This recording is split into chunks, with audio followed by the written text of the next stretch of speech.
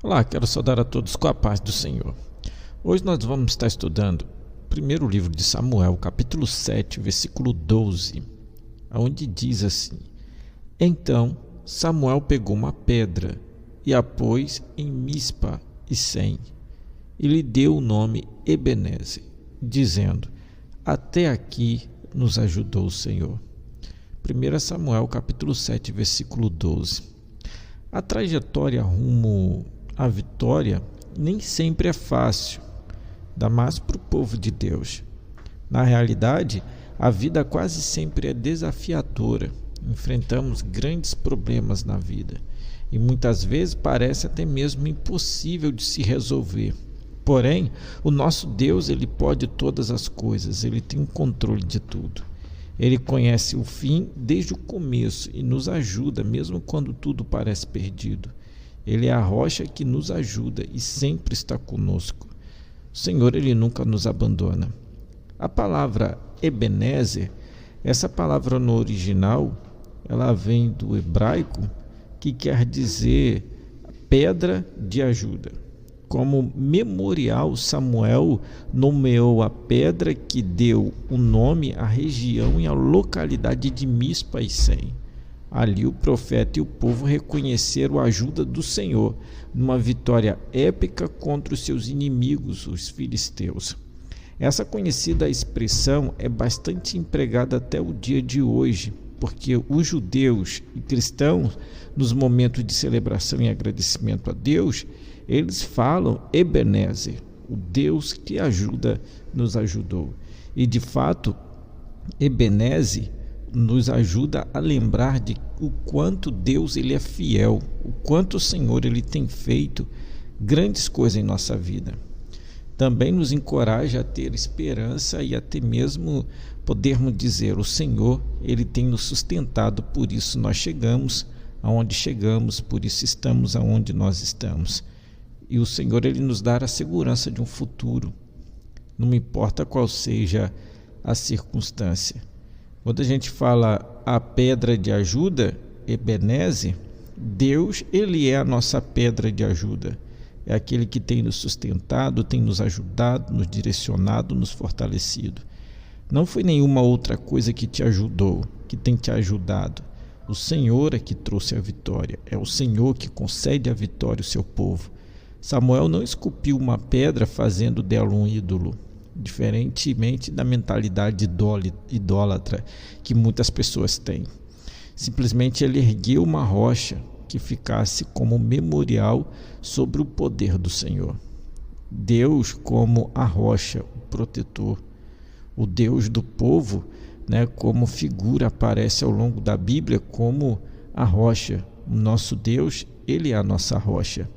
Livro do Gênesis 49, versículo 24, a palavra do Senhor vai dizer assim: mas o seu arco permaneceu firme, os seus braços continuaram fortes, ágeis para atrair pela mão do poderoso de Jacó, pelo nome do pastor, a rocha de Israel. E 1 Samuel, capítulo 12, versículo 2, a palavra do Senhor vai dizer assim: não há ninguém santo como o Senhor, não há outro além de ti, não há rocha alguma como o nosso Deus. Salmo 31, versículo 3, vai dizer assim: sim, tu és a minha rocha, a minha fortaleza, por amor do teu nome, conduze-me e guia-me. Então, nós podemos assim lembrar que Deus, ele é a nossa rocha, a nossa fortaleza, aquele que está conosco. Moisés, no seu cântico, pouco antes de morrer, advertiu o povo que entrasse na terra prometida, que não se esquecesse do Senhor, a sua rocha. Deuteronômio capítulo 32, versículo 18, a palavra do Senhor vai dizer assim: olha, não se lembraram da rocha que os gerou, e se esqueceram do Deus que os fez nascer. Há uma importância muito grande dentro desse texto, pois diversas vezes a Bíblia adverte sobre a necessidade de nós nos lembrarmos das coisas mais importantes.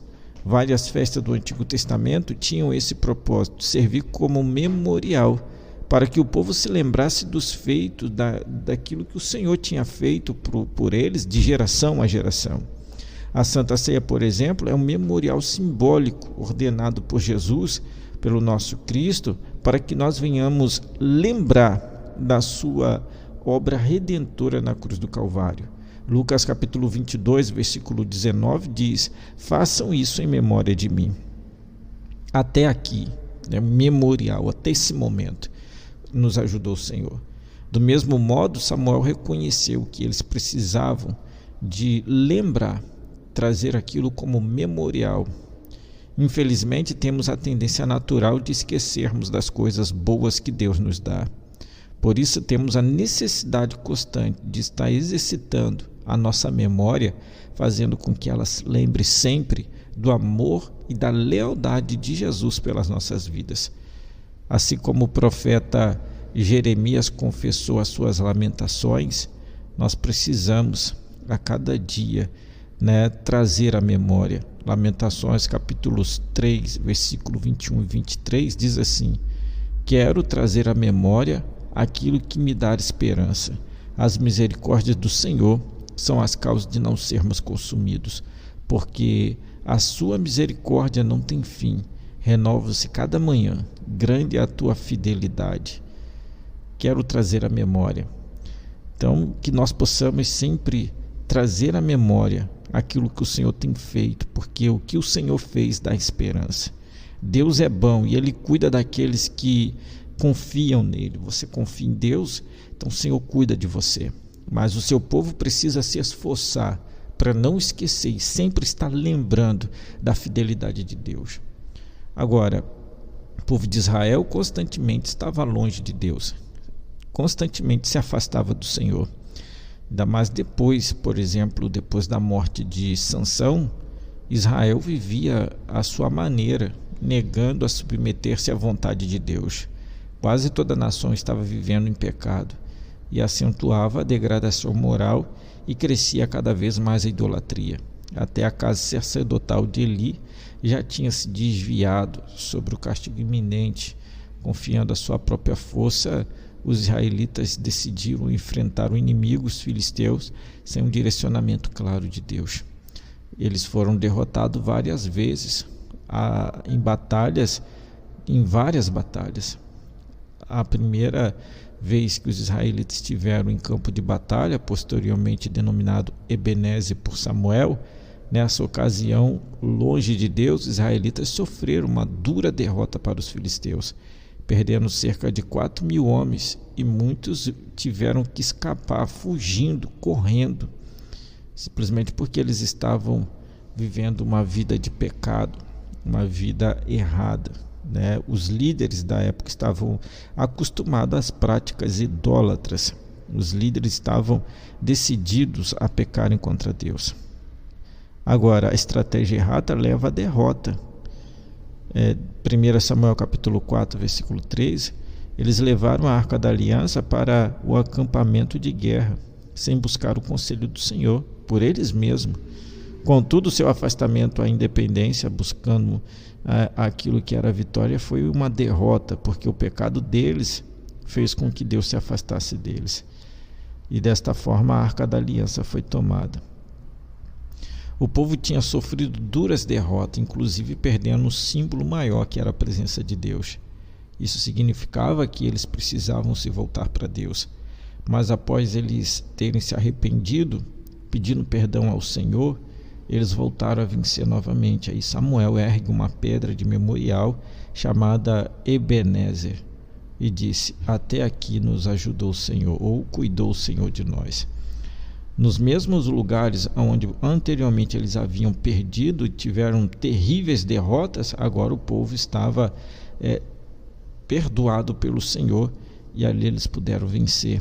E o brado foi: até aqui nos ajudou o Senhor. E desta forma, nós podemos assim entender que Deus, ele é a nossa rocha inabalável. Mesmo quando nós nos afastamos dele, o seu perdão está disponível quando nós nos arrependemos e voltamos para ele de todo o nosso coração.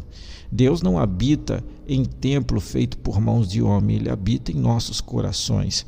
Por mais que você tente não estar na presença de Deus e tentar manipular a Deus, você não vai conseguir.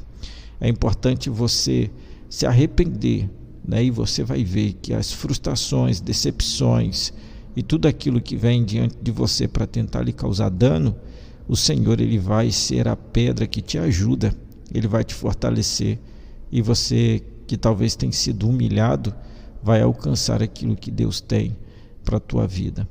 Não importa quais sejam as derrotas que você já sofreu, as dificuldades que você tem, deixa nas mãos do Senhor, e o Senhor ele vai te ajudar. O Senhor sempre nos sustenta e nos ampara. Creia nesta palavra, Ebeneze. Deus é o Deus que te ajuda. Fique com Deus e a paz do Senhor Jesus Cristo.